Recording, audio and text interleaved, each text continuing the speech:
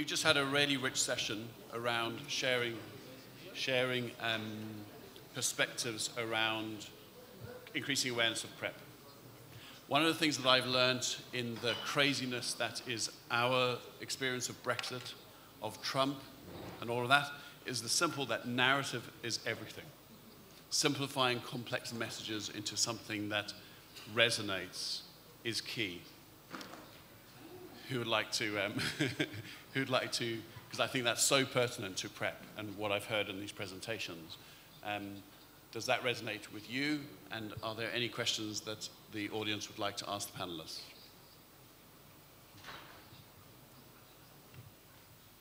Yeah, I agree with what you've just said, Anton. I think when I was first planning my presentation, a lot of people sort of advised me to not go too medical, not go too biological, just make it as unclinical as possible so that I can tell a personal story. And more people explained how the personal story would actually reach and talk to more people than me explaining the facts and the details and data. And even my mom was like, nobody cares about the facts and details. They want to hear something that is real and personal from another person. That was a little bit also the lesson I had, that, you know, when I started to talk about PrEP, I thought, oh my God, I need to remember everything about the risk, how high is the risk with the anal receptive sex, with the, if you are a top, if you are a bottom, then, you know, all those studies we have done and what was the results, and it ended up that it doesn't matter because people don't react to facts. They say they want more studies, they say they want more facts, but the truth is that it's a very emotional decision because it's fear, you know, it's about sex. So you have to touch this emotional part, and I think you said it exactly, it's simple as that. If you're personal and you talk about your own experiences, people can relate, but it cannot be too medical neither.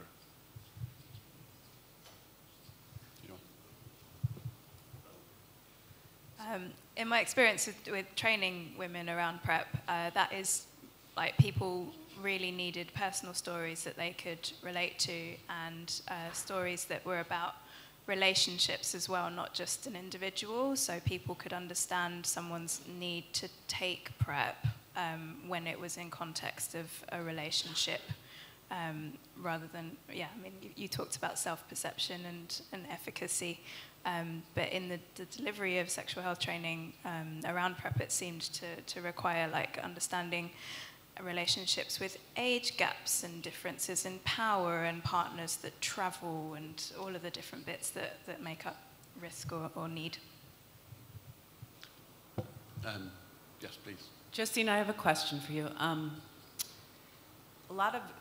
So with MSM, we know where to find MSM who are at risk, right? With women at risk, it's a little bit more difficult to find structures where they are. So I'm wondering, in your work, doing outreach or demand creation or spreading the word to women who might be at risk, where do you go? Or do you just wait for them to come? Trust in the people, and the people will trust in themselves. So it's a bit of both. You're about to get a whole slideshow about my work, so it's coming. But yeah, it is a bit of both. We've done trainings where we're asking people to come, and so they're a bit self-selecting in terms of who wants to learn about sexual health. But then we do a lot of outreach as well, and making sure that the PrEPster's work is very representative of the communities that we work with. We know that we need to speak to people who belong to communities before we try and work with them. It shouldn't be that much of a novel idea in sexual health, but sometimes it feels like that, that making sure that you're not doing any kind of saviorism. But yeah, I mean, I belong to several communities that are told, well, I'm told that we're hard to reach, and I think we're everywhere and quite receptive to sexual health messaging and quite proactive in terms of looking after sexual health and involved in health activism. So yeah, but I mean, knowing where people gather and what events will be popular and where people want to hear about, or want to talk to strangers about sexual health versus where they won't and will be quite hostile to it. that takes time and receptivity, and we're doing that. I would like to add something about, we know how to find MSM. Is it really like that? Because what I think is we know how to find some MSM, because there's all the hidden population. We always speak about MSM community. MSM is not a community, it's the population. Because a community, what defines a community is sharing something, and I don't think we can define a community based on the only passion that, links all MSM, passion for sex with other men, and it's not enough. So MSM, it's really, there are a lot of MSM communities, and we have to reach those communities in a different way, because one way does not reach everyone. Grindr is not for everyone. That's the story we told ourselves, but it's not enough. Do you want to ask a question? Coming from Germany, where we do not have these STI clinics as you do have in the UK, and we have different structures for the outreach, and listening to your stories about peer support and being an authentic person, women who are at risk or are having sex usually go for contraception as long as they are young enough. And when they go to have contraception, they see two groups of persons. One is the gynecologist, and the other is the pharmacist. Do you have any experience about how to educate pharmacists and gynecologists about how to spread the word on PrEP? Because I think that would also be crucial. I think there was a study down in South Africa, Anton might be familiar with it, where they found the knowledge and confidence of the clinicians who were prescribing PrEP had such a strong correlation to whether people took it and adhered to it and stuck onto it. So it's really, really important that they are educated to this level and do understand what is necessary. The way to approach them will probably be the same way that other pharmaceutical drugs have been approached, going into where they're meeting for medical conferences and then have someone who is good at talking about PrEP, explaining how it works. Most clinicians will have monthly forums or yearly forums that they're going to, and it's just ensuring that you have the space to talk about what you need to talk about so that they're well and truly trained. Every human being carries cognitive biases and their own ideas of what they think is right and wrong.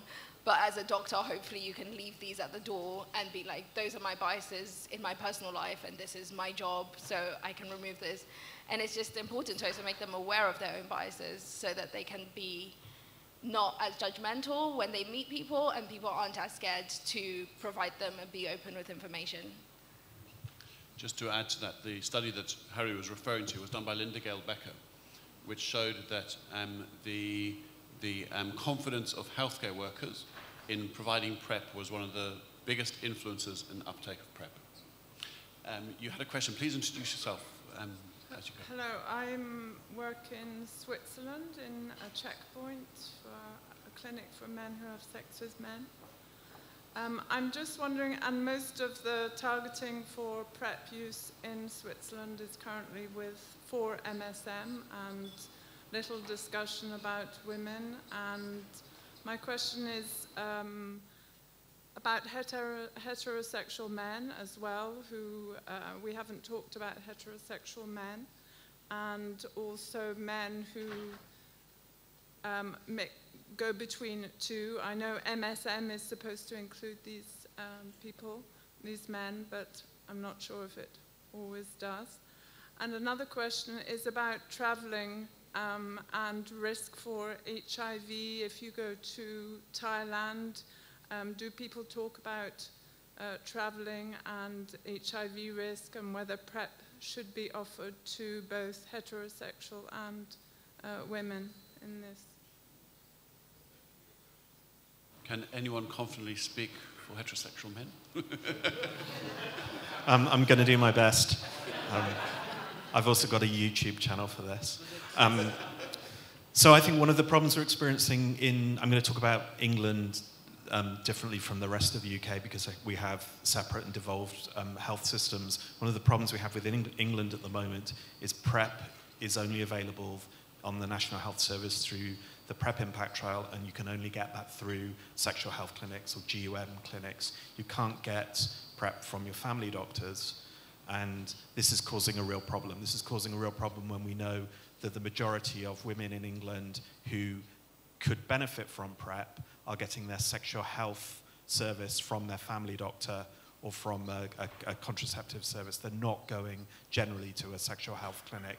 And there are huge taboos for some groups of people about visiting sexual health services. So I think we need to deal with some of the issues around PrEP access for women, PrEP access for heterosexual men, and PrEP access for people who are traveling through having PrEP available from a whole range of settings. And I know we've heard this morning some of the challenges and some of the potential consequences of only having PrEP available through gatekeeping medical services, but I actually think that's one of the barriers right now to making PrEP much more freely available. And so I'm actually celebrating some of the news from California right now about PrEP, how PrEP can be much more widely available, and I hope across Europe we will see PrEP much more widely available in places like family doctors, over the counter from pharmacists. And I'm not for 1 minute suggesting before I get jumped on this that PrEP are like candies and they should just be given out, but I think we should be much more freely, PrEP should be much more freely available. Family doctors, travel clinics. Lots of people get their travel vaccinations from pharmacies, from their family doctors, or from specialized travel clinics. Why is PrEP not available from all of those places? Then we would be much better at targeting women, straight men, and people who are traveling. Thank you. Any other questions or comments before we break for coffee? Any other final comments you want to make? So I think we can give our panelists a round of applause and enjoy a coffee break.